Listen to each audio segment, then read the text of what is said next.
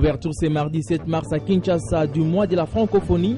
La cérémonie s'est déroulée en présence du ministre congolais des Affaires étrangères et de plusieurs partenaires ainsi que des agents de l'administration publique. Vulgarisation de l'accord cadre d'Addis Abeba. François Mwamba, coordonnateur du mécanisme national de suivi, s'est entretenu à ses propos avec les membres de la FENAPACO. Antena, le journal, Alain Tuka.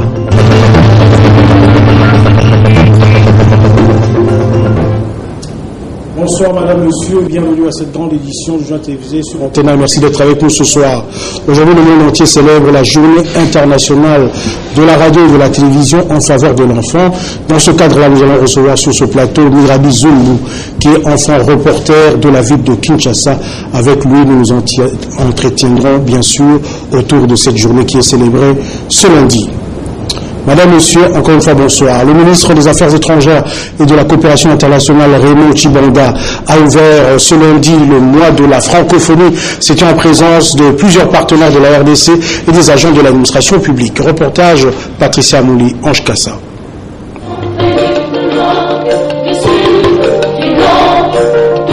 Le pouvoir de mots est le thème général retenu par la République démocratique du Congo pour célébrer le 46e anniversaire de la francophonie dont la République démocratique du Congo dédie le mois de mars. Pour ce faire, le ministre des Affaires étrangères et de la coopération internationale Raymond Tshibanda a lancé officiellement les activités de ce mois en circonscrivant le thème de ce 46e anniversaire qui ouvre une ère nouvelle dans la symphonie des cultures de la francophonie institutionnelle.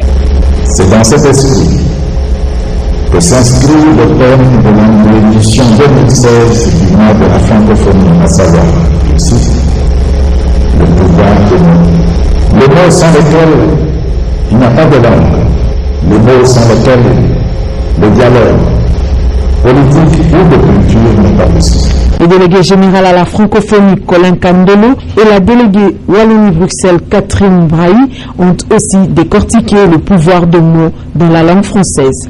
La langue inspire à la compréhension conduit à la solidarité, et cette solidarité se fait autour du dialogue. Et le dialogue, c'est aussi le mot. La francophonie, c'est formidable parce que c'est un partage de valeurs et c'est pas une défense frileuse du français, c'est une défense très forte de chacun dans sa culture et le respect mutuel. Ce mois sera consacré à plusieurs activités culturelles et aux prouesses d'orthographie. Les personnes vivant avec handicap réunies au sein de la FEPA ont eu une séance de travail ce lundi avec le coordonnateur du mécanisme national de suivi de l'accord cadre d'Addis Abeba, François Mwamba. L'appropriation et l'imprégnation de cet accord régional a été au cœur des échanges. Reportage Sylvie Fortune Mboula, Pression Manganzoy. Ces échanges qui ont duré près d'1h30 auront permis aux membres du bureau de la Fédération nationale des personnes vivant avec handicap du Congo, FENAPACO en sigle, de s'imprégner auprès du coordonnateur du mécanisme national de suivi François Machishimbi de grandes orientations de l'accord cadre d'Addis Abeba et la résolution 2098. Nous avons lancé une campagne d'éducation civique à milieu de personnes vivant avec handicap à Kinshasa comme en province. Et partout où nous sommes passés en province, il y a une question que les personnes vivant avec handicap nous posaient sur l'accord cadre d'Addis Abeba ainsi que la résolution 2098 des Nations Unies. Raison pour laquelle nous avons sollicité une audience pour venir rencontrer le coordonnateur national du mécanisme national du suivi pour pouvoir nous expliquer les grandes orientations de l'accord cadre d'Addis Abeba. L'accord cadre d'Addis Abeba, qui est un outil d'espoir pour le retour de la paix définitive dans la région de Grand Lac, sera de plus en plus vulgarisé chez les personnes vivant avec handicap. Oui, nous avons retenu autour de ces échanges que non, l'accord cadre d'Addis Abeba, ce sont des engagements qui ont été pris par les différents pays de la région de Grand Lac, surtout pour qu'il y ait la paix et la stabilité en République démocratique du Congo. Il faut dire que les acteurs de la société civile, eux aussi, sont à la recherche pour la réussite du processus électoral en cours en République démocratique du Congo. Après les entretiens ce lundi avec Corneille Nanga au siège de la CENI, la synergie des organisations de la société civile pour la réussite du processus électoral en RDC a déclaré avoir été assez éclairé dans le dossier publication des candidats pour l'élection de gouverneurs et vice-gouverneurs. Cette structure s'est engagée à envoyer ses observateurs dans toutes les 21 nouvelles provinces où aura lieu ce scrutin prévu le 26 mars prochain. Eric Izami reviendra au cours de nos prochaines éditions. Et puis la Cour d'appel de Mbandaka a examiné ce lundi le dossier de certains candidats gouverneurs rejetés par la CENI. Parmi eux, Gérard Bolenge de l'AMP qui s'est présenté comme indépendant. Il souhaite rentrer dans ce droit. Nous retrouvons sur place notre correspondant José Maza Osukuma, joint au téléphone par Sylvain Kapobobo Sengele. L'élection du gouverneur et vice-gouverneur de la province de l'Équateur, les candidats élagués par l'impulsion du secrétaire général de la majorité présidentielle ont saisi la Cour d'appel de Mbandaka le lundi 7 mars 2016 et pour que la justice soit faite à ce sujet. Après Gabriel Bolenge de la majorité présidentielle, mais qui avait postulé en indépendant et qui est écarté de la course parce qu'il n'avait pas reçu l'aval de cette plateforme, le professeur Jacques Doli de la province de la Tchapa, qui est déjà en Mbandaka Kassaté, a été écarté parce qu'il suit l'ancien membre de la CENI.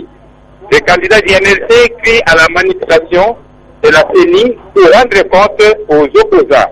Ensuite, José Makila Soumanda, parce qu'il avait aligné un membre du MLC sans que le parti lui donne l'aval. Sylvain, les verdicts de la Cour d'appel de Mbandaka sur ces trois dossiers sont entendus dans un temps record. Tel est le souhait de ces plénières. De Mbandaka, José Maza Osukuma, Antenne A. Le café politique organisé le week-end dernier par le Parti du Peuple pour la reconstruction et la démocratie a tourné autour de la situation de la langue en RDC. Les détails avec José Moussangana et Mathieu Ngadipovi.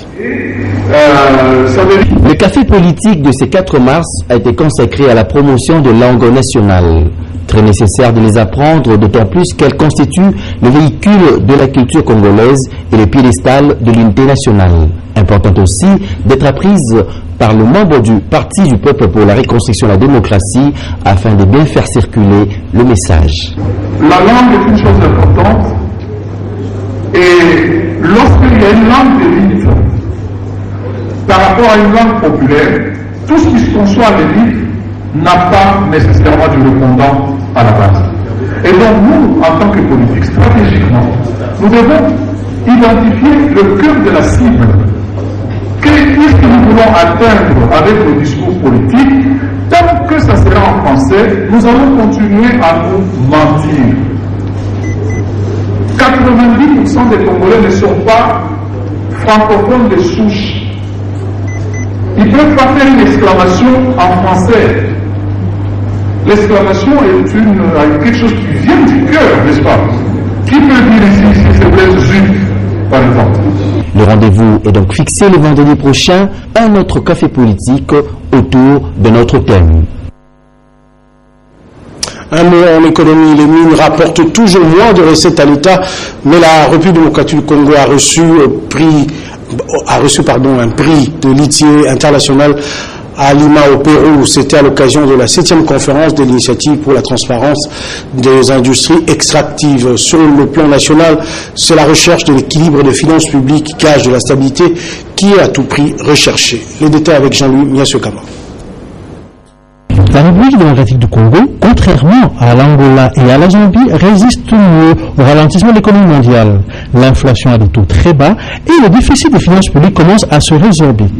Nous continuons le principe de la gestion sur base caisse et les prévisions telles que prévues, telles que arrêtées sont observées et il y a juste un petit écart entre le déficit observé la semaine passée par rapport à la prévision.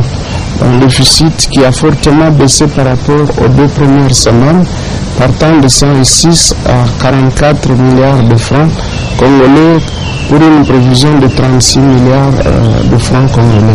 Les menaces de suspension de l'initiative pour la transparence dans l'industrie minière et les ressources naturelles, ici internationales, semblent être un souvenir lointain. En effet, la RDC a reçu un prix à Lima, au Pérou, lors de la 7e conférence de l'ITI. Le tout premier prix, c'est une pyramide qui a une base très large et une pointe très petite. Et en haut, vous allez voir, si vous avez bien filmé ce prix, il y a une espèce de trou qui est peut-être la caisse. Les efforts sont encore à faire parce que les recettes sont encore là, énormes, mais elles arrivent très peu encore. Mais il reste beaucoup, voire énormément à faire, surtout pour relever le niveau social de l'artisanat minier. Dans le cadre du mois de la femme dédié, du mois de mars dédié à la femme, la rédaction d'Antena s'est intéressée ce soir à Madame Annie Opungu Mutombo. Elle est conseillère financière au ministère de la Santé. Son portrait nous est brossé par Patricia Bassois. C'est avec son diplôme de licence en sciences économiques publiques et industrielles de l'Université de Lubumbashi depuis 2000 que Mme Annie Opungu se fait un appui dans la société pour s'affirmer en tant que femme. En dehors de mon diplôme de licence, j'ai fait aussi la formation en passation de marché. J'ai fait aussi la formation en évaluation des projets. Je suis vraiment bien dans ma peau. Sans complexe, cette femme a bravé les échelons par sa détermination. J'étais déjà gestionnaire de projet dans une ONG, bien sûr qui était financée par les Américains. J'ai fait aussi la banque. Et de la banque, c'est là que je me suis retrouvée au ministère de la Santé en tant que conseillère financière. Elle est pourtant épouse et mère de famille depuis plus de 10 ans. Comment fait-elle pour concilier sa vie de couple à celle de son appel? Dès que j'entre dans la maison, directement la casquette de conseillère financière tombe. Je deviens maman. Annie Opungu est pour la méritocratie et encourage de ce fait la jeune fille à donner le meilleur d'elle-même pour s'affirmer dans la société. Le conseil que je vais donner à mes soeurs, c'est de ne pas compter sur ce qu'elles donnent. Le cash, c'est là. C'est là le cash, c'est pas le corps. Quand vous valorisez le mental, quand le cash c'est dans la tête, même à 50 ans, à 60 ans, c'est ça compétitif. Pour les échéances à venir, j'aurais aussi souhaité qu'il y ait aussi de candidatures féminines. J'aimerais aussi demander à ce qu'il y ait une grande participation de femmes, surtout au dialogue. Hormis ses atouts naturels, la femme doit se voir comme un collègue de l'homme au milieu professionnel, mais rester femme avec son cœur. Le monde scientifique s'est enrichi avec un nouvel ouvrage. Il s'agit de Vadmekum de sûreté bancaire, publié par Jean-Pierre Bacolé aux éditions Presse Universitaire Bel Campus. Cet ouvrage, c'est de 164 pages, a été présenté samedi 5 mars dernier. John Gomba, José Moussangana et Richard Massoulama. Vadmekum des sûretés bancaires, des sûretés à la lumière du droit OADA est un livre de 164 pages publié aux éditions Presse Universitaire Bel Campus. Jean-Pierre Bacolé, son auteur, en donne ici la substance. La bancarisation prend de plus en plus de l'ampleur dans notre pays. C'est pratiquement tout le monde qui recourt au système ainsi qu'au service des banques. Alors quand ces gens viennent à la banque, après avoir logé leur argent, ils demandent « qu'est-ce que je peux faire pour que la banque me donne un crédit ?» Et la banque lui dira « il te faut une garantie ». Mais en fait, dans cet ouvrage, les sûretés bancaires, Vadmekum des sûretés bancaires, nous avons exposé ces différentes sûretés bancaires pour permettre aux personnes qui ont recours au service des banques de savoir opérer un choix sur une panoplie de sûretés qui leur est présentée. Donc, de manière très simple, nous avons dit, en termes d'exemple, par exemple, je dis, écoutez, tu peux être créancier parce que tu as des locataires chez toi, mais tu peux nantir tes loyers en garantie de remboursement d'un crédit. C'est une sûreté, le nantissement.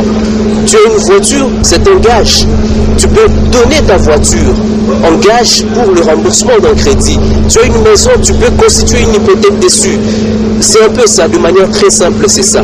Préfacé par Léopold Bossekouta, fondateur et président du conseil d'administration de Bel Campus, cet ouvrage, axé sur les sûretés bancaires, se veut un matériel didactique pouvant servir non seulement les praticiens et les étudiants du droit, mais aussi les banquiers. Voilà, j'ai devant moi un avis de sollicitation de manifestation d'intérêt venant de la part de la Société nationale d'assurance, la SONAS SA, devenue une société commerciale avec à ce jour un actionnaire unique, en l'occurrence l'État congolais, sollicite l'accompagnement stratégique d'un cabinet conseil d'expertise internationale afin de procéder efficacement à son immersion dans le nouvel environnement concurrentiel. L'objectif principal de la mission du consultant consiste à procéder à la revue du plan de restructuration réalisé récemment par la SONAS SA, dégager les différentes options institutionnelles, opérationnelles et organisationnelles envisageables afin de permettre à la SONAS d'assurer une reconversion optimale dans le cadre de l'ouverture du marché, élaborer le plan stratégique dans le cadre de la libéralisation du secteur des assurances sur base des options retenues, monter un programme de mise en compétences métiers pour les ressources humaines. Les manifestations d'intérêt soupli fermées et cachetées avec mention avis de sollicitation de manifestation d'intérêt numéro 01/2016/DG/SONAS/RDC pour la mission de consultance doivent être adressées à la direction générale de la SONAS SA, email info-sonas@yahoo.fr, SONAS direction financière@yahoo.fr, SONAS direction financière@gmail.com. L'adresse suivante, boulevard du 30 juin numéro 6664, immeuble Sankourou, boîte postale 3443, Kinshasa, Gombe. Ceux qui peuvent contacter par téléphone, ils peuvent appeler au 099 99 encore 149 56 ou au 081 687 71 56. La date limite de dépôt est fixée au plus tard le 21 mars 2016. Initiée par la Bralima, la campagne Primus, créateur d'emplois, a été lancée officiellement mercredi 2 mars dernier par Willy Makiachi, ministre de l'Emploi, Travail et Prévoyance sociale. Ceci dans l'objectif d'amener les jeunes à développer des compétences à travers des formations fonctionnelles et managériales et lutter ainsi contre le chômage. Les détails avec Magali Sissi et David Tembeli. La Bralima a compris que la jeunesse constitue l'avenir d'un pays. Voilà pourquoi elle est déterminée à promouvoir beaucoup plus d'emplois pour cette catégorie sociale. Cette brasserie de l'avenue du Drapeau a lancé mercredi 2 mars la campagne dénommée Primus créateur d'emplois. De 35 agents en 1923, nous en sommes aujourd'hui à 3000. Sans oublier que le business de Bralima génère 173 000 emplois sur toute l'étendue du territoire congolais. Le message que la Bralima veut transmettre à la communauté nationale à travers le lancement de cette campagne est qu'elle a toujours été partenaire de croissance et premier employeur du secteur privé en RDC. Plusieurs éléments de base motivent l'initiative. Celle-ci s'observe par le programme Management Training 2016 qui est lancé par cette même occasion, ainsi que des spots réalisés à ce sujet pour accompagner la Bralima dans son idée volontaire. Nous pensons qu'il y a des perspectives prometteuses pour ce pays. La RDC, c'est le deuxième plus grand pays par son territoire, 4e population d'Afrique.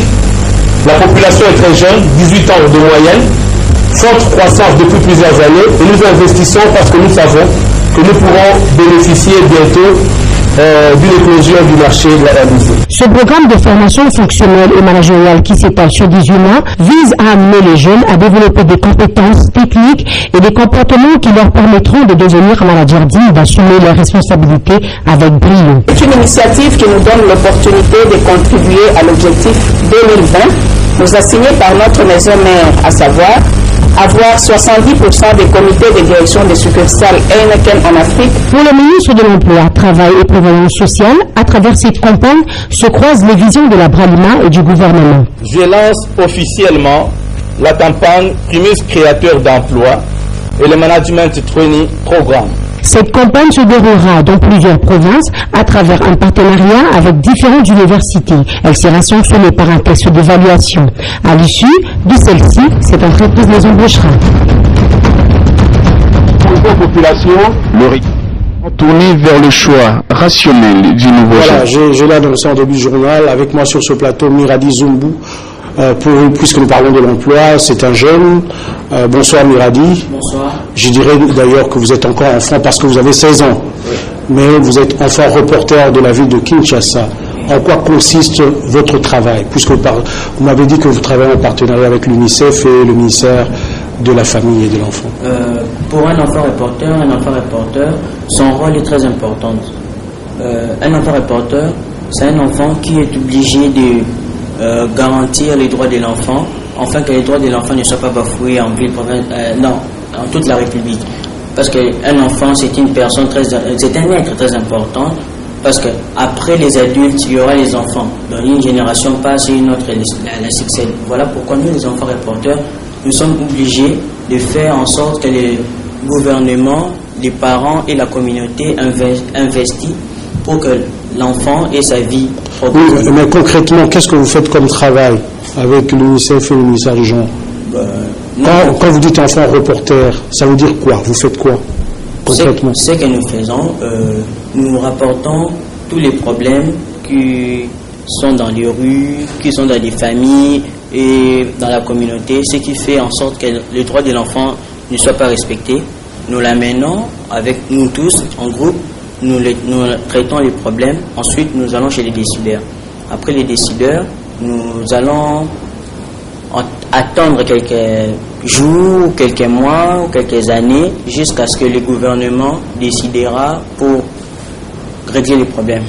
Et vous utilisez quel canal, à part les entretiens avec les autorités? Est-ce que, puisqu'on parle de la journée internationale de la radio et de la télévision, est-ce que vous utilisez ces deux canaux? Pour la télévision, nous utilisons la RTNC, c'est lui qui nous permet de faire des émissions, enfin d'échanger avec le gouvernement. Et à part la télévision, nous avons les médias avec le site internet Ponabana créé par l'UNICEF. C'est là où nous écrivons et nous communiquons. Vous avez eu à suivre une formation avant de devenir enfant reporter? Oui, nous avons suivi une formation et dans la formation, on nous a appris comment un enfant reporter doit être, comment un enfant reporter doit garantir les droits de l'enfant et comment faire pour que les droits de l'enfant ne soient pas bafoués. Est-ce que c'est un travail rémunéré? Est-ce que vous avez un salaire? Ou c'est un travail bénévole? Bon. Vous le faites gratuitement? Oui, on le fait gratuitement, rien que pour les enfants. Donc vous n'avez même pas droit à une prime? Pour la prime, là ça dépend. Ça dépend de qui? Ça dépend de nos encadreurs et des UNICEF. Alors, puisqu'on parlons de la Journée internationale de la radio et de la télévision, comment jugez-vous globalement les programmes qui sont diffusés à travers nos radios et nos télévisions ici à Kinshasa? Pour les émissions qui passent à la télévision, oui, c'est bien, mais c'est pas assez. Pour moi, c'est pas assez. Parce que si on regarde la plupart du temps dont les programmes enfants passent à la télévision, il y a moins de programmes par rapport à des distractions. Et pourtant, si on ajoutait encore plusieurs programmes pour les enfants, vous verrez que les enfants seront plus concentrés à la télévision. Ils voudront entendre ce que les autres enfants ont dans le cœur, leurs pensées, leurs connaissances et tout. Je reviens à vous, Iradi Zumbu, tout à l'heure. Le ministre de la Jeunesse, Sport et Loisirs, Denis Kambaï, a reçu samedi dernier à son cabinet le président de la Fédération congolaise de football association, Constant Marie Seyman. Ils ont passé au peigne fin différents dossiers sportifs. Les détails avec Papi Ali Kimbakisaka. Les deux personnalités sportives ont fait le tour d'horizon complet de toutes les questions qui font l'actualité du football congolais en ces jours. Très satisfait de cet entretien, riche, voire très riche de plus, d'1h30, Constant Omari n'a pas caché sa joie. Nous avons, avec le ministre Label, nous a tenu à nous féliciter officiellement, et féliciter tout le comité exécutif de la FOCOFA pour le travail abattu, et ensuite pour la collaboration sincère et loyale qui existe entre la fédération et le ministère, laquelle collaboration nous va amener à remporter le CHAN. Concernant la problématique du financement du championnat national, la Ligue nationale de football, Constant Omari a annoncé l'organisation très prochainement d'une journée de réflexion sur la sponsorisation. Nous avons ensemble avec M. le ministre examiné les différentes possibilités qui peuvent s'offrir pour pouvoir, dans la mesure du possible, soit organiser une journée de réflexion sur la sponsorisation du sport en film du Congo. Nous avons dégagé quelques pistes. Abordant également les points en rapport avec la mise en application des notes circulaires, notamment celles relatives à la limitation du nombre de joueurs étrangers dans une équipe congolaise. Constant Omari dit avoir soutenu pour une application en douceur. Il faudrait avoir du temps pour permettre à nos clubs qui ont des contrats avec des joueurs étrangers et puissent avoir le temps de pouvoir rompre les contrats. Pas seulement de rompre les contrats, mais de pouvoir préparer la relève congolaise. Aucun détail n'a été oublié. Le patron des sports congolais, le patron du football congolais ont même porté de la décentralisation sportive où l'on doit passer de 11 à 21 ligues conformément au découpage territorial. Sport toujours, la Fédération congolaise de rugby organise des entraînements marathon. Question de permettre aux léopards dames de la spécialité d'être prêtes pour le rendez-vous de Paris prévu au mois de mai prochain. Ndaï Lambotier, Pépito Matono nous en parle. Dames se prépare d'arrache-pied pour prendre part au tournoi de la balle ovale de Paris en France au mois de mai 2016. Le samedi 5 mars 2016, au terrain familial de la Gambie, la direction technique nationale de rugby a organisé une séance d'entraînement sous la pluie. Sur les visages des filles, on a pu lire la détermination et la concentration totale. Elles affichent clairement leurs ambitions. C'était bien passé. Apparemment, chez moi, c'est la première fois que je fais les entraînements sous la pluie, mais c'était bien passé. Là, il y a beaucoup d'améliorations. Il y a beaucoup d'améliorations chez les joueurs qui sont ici. Donc, depuis qu'on a fait la sélection, je pense que les filles ont bien progressé et on va crescendo, c'est sûr. Vu les objectifs qu'on s'est fixés, je pense que ça va aller très très bien et ça avance bien déjà. Donc, jouer sous la pluie, normal, parce que le sport ne s'arrête pas quand il pleut. Les ambassadrices vont aussi défendre la RD Congo à la Coupe d'Afrique des Nations de rugby Rwanda 2016. À présent, place à la revue de presse avec Don Momat.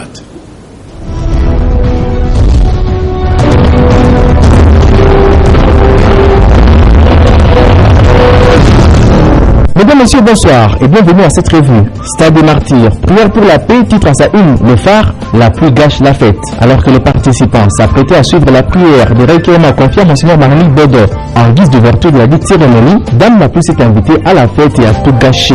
Cette pluie torrentielle qui s'est abattue sur toute la ville de Kinshasa a ainsi empêché la poursuite du programme de culte. Le vent était si fort qu'il amenait les gouttes partout. L'unique solution était de fuir. Les organisateurs, poursuite un peu de tropique, ont levé l'option d'interrompre la prière, regagnant ainsi leur véhicule gros cylindré, trempé jusqu'aux pieds. C'était la fin de la cérémonie. La colère de Dieu a donc tranché. L'observateur s'interroge. La pluie, n'est-ce pas un signe par excellence de bénédiction?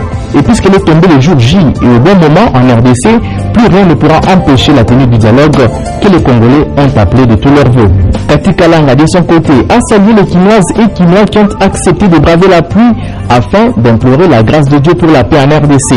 Elle a dit avoir apprécié à sa juste valeur l'engagement des leaders politiques, des leaders de l'opposition de la majorité pour s'être s'associer à cette action citoyenne en faveur de la paix en RDC. Critiqué pour son style, son approche politique particulière, Henri Novasakani persiste ses signes « Je suis un intellectuel et je l'assume », c'est à lire dans Géopolis Hebdo. Terminons cette revue avec le dépôt de Brazzaville qui met en sa vitrine procès contre le militant de Lucha, la peine des 6 condamnés réduite à 6 mois de prison. Condamnés à 2 ans de prison en première instance, les 6 militants du mouvement pro-démocratie Lucha, poursuivis pour tentative d'incitation à la révolte, ont vu leur peine être réduite à 6 mois de prison en appel. Préoccupés par ce qu'ils qualifient d'instrumentalisation du système judiciaire congolais contre les acteurs de la société civile, le directeur du bureau conjoint de l'ONU aux droits de l'homme en RDC, José Maria Aranaz, estime pour sa part que cette condamnation prouve une tendance à la répression des libertés d'expression. Fin de cette revue de presse, bon début de semaine. Dans la Miradizou, je reviens à vous. Nous sommes à la fin de ce journal. Un dernier message aux jeunes, aux enfants.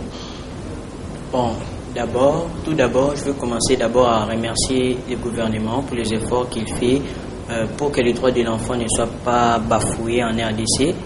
Et je veux aussi les remercier pour avoir laissé cette journée pour que les enfants puissent s'exprimer librement à travers les médias. Et je demanderai aussi au gouvernement de pouvoir permettre la sensibilisation aux parents et à la communauté, afin qu'ils respectent les droits de l'enfant et qu'ils la mettent à pratique. Pour tous les enfants congolais, je leur souhaiterais bon courage, afin qu'ils continuent toujours à viser plus loin et à percer, afin qu'un jour, qu'ils puissent aussi dire que non, on a vécu dans un pays qui aujourd'hui est arrivé jusque-là. Merci beaucoup Miradi Zumbu. Je rappelle que vous êtes enfant reporter de la ville de Kinshasa. Vous travaillez en partenariat avec l'UNICEF et le ministère du Genre, de la Famille et de l'Enfant. C'est la fin de ce journal. Demain, c'est déjà le 8 mars, la journée internationale de la femme. Bonne fête à toutes les femmes, à toutes les mamans. Bonsoir et sans le programme sur Internet.